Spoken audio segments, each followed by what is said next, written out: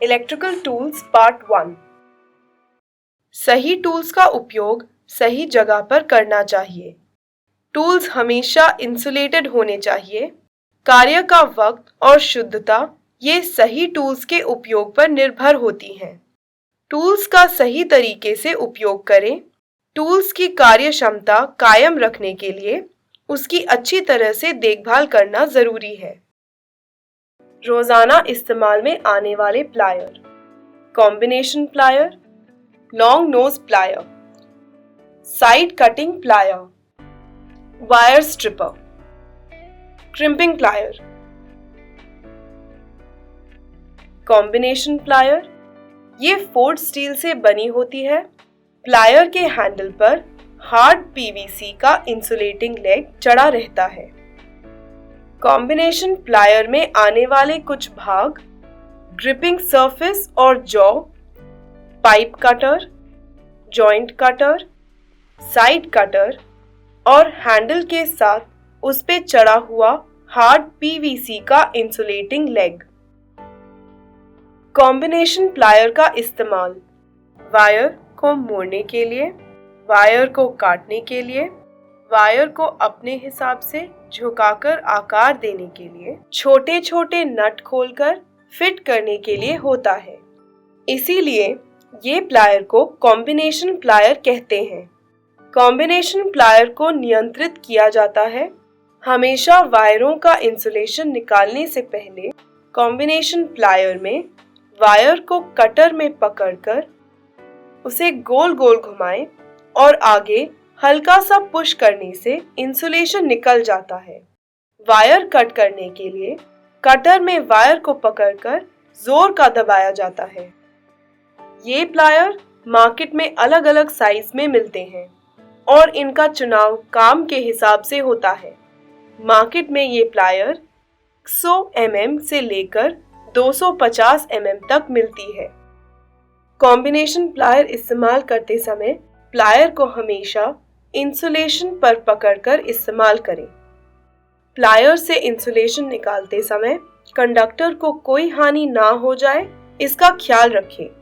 Combination plier से 4 mm या उससे कम मोटाई वाली तार ही काटें। नट खोलते समय और फिट करते समय प्लायर को दबाकर पकड़ना चाहिए। Long nose plier. Long nose plier के भाग long gripping surface, side cutter और हार्ड पीवीसी से बना इंसुलेटेड लेग। ये प्लायर फोर्ड स्टील से बनी है और हैंडल पर हार्ड पीवीसी का इंसुलेटेड लेग चढ़ा है।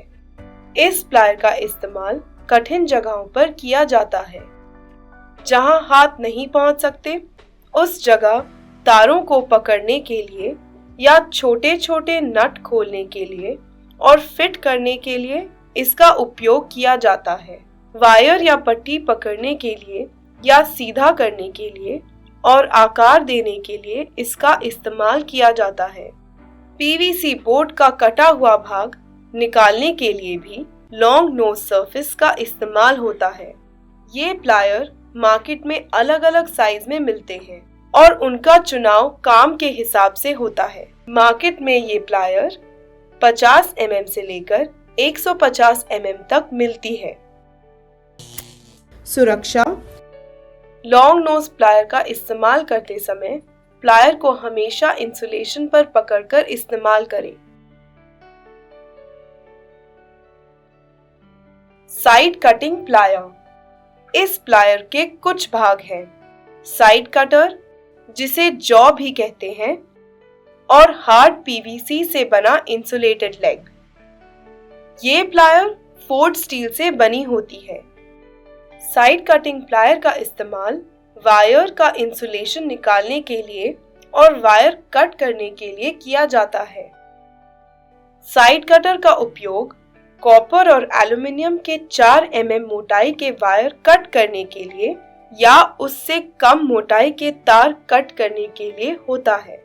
वायर काटते समय वायर को कटर में पकड़कर हैंडल को जोर से दबाया जाता है। इंसुलेशन निकालते समय वायर को कटर के जॉ में पकड़कर हल्के से साइड कटर को दबाकर आगे पुश करने से इंसुलेशन निकल आता है। प्लायर का ख्याल कैसे रखें?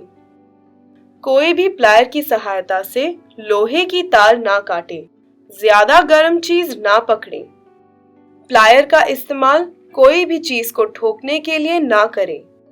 प्लायर को ना पटके ताकि उसका हैंडल खराब हो या उस पे चढ़ा हुआ इंसुलेशन खराब हो जाए।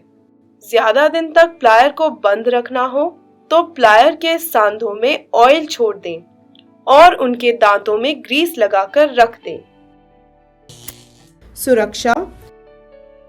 साइड कटिंग प्लायर के दिए हुए भागों का इस्तेमाल सही जगह पर करना जरूरी है। साइड कटर का इस्तेमाल करते समय प्लायर को हमेशा इंसुलेशन पर पकड़कर इस्तेमाल करें। इस प्लायर से 4 mm मोटाई की तार नहीं काटी जाती। Wire stripper.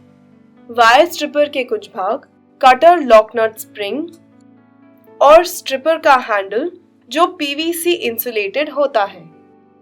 वायर स्ट्रिपर से वायर का इंसुलेशन निकालते समय वायर को स्ट्रिपर के खांचे में पकड़कर स्ट्रिपर को हल्के हाथ से दबाकर गोल गोल घुमाएं। इंसुलेशन कट करके आगे से पुश करें जिससे वायर का इंसुलेशन निकल आता है। वायर को अगर काटना हो तो वायर के स्ट्रिपर के ऊपरी हिस्से में पकड़कर स्ट्रिपर को दबाएं। वायर स्ट्रिपर का काम खत्म होते ही स्ट्रिपर को लॉक करके रख दें। वायर स्ट्रिपर के दिए हुए भागों का इस्तेमाल सही जगह पर करना चाहिए। वायर स्ट्रिपर का इस्तेमाल करते समय प्लायर को हमेशा इंसुलेशन पर पकड़कर इस्तेमाल करें। प्लायर से इंसुलेशन निकालते समय कंडक्टर को कोई हानि ना हो इसका ख्याल रखें। इस प्लायर से 4 mm की मोटाई की तार ना काटें। Crimping plier. इस प्लायर के कुछ भाग ग्रिपिंग सरफेस या मूवेबल जॉ और इंसुलेटेड लेग। इस क्रिम्पिंग प्लायर का इस्तेमाल वायर जॉइंट करते समय वायर पर थिम्बल यानी लग्स लगाने के लिए होता है। ये प्लायर का इस्तेमाल पकड़कर किया जाता है।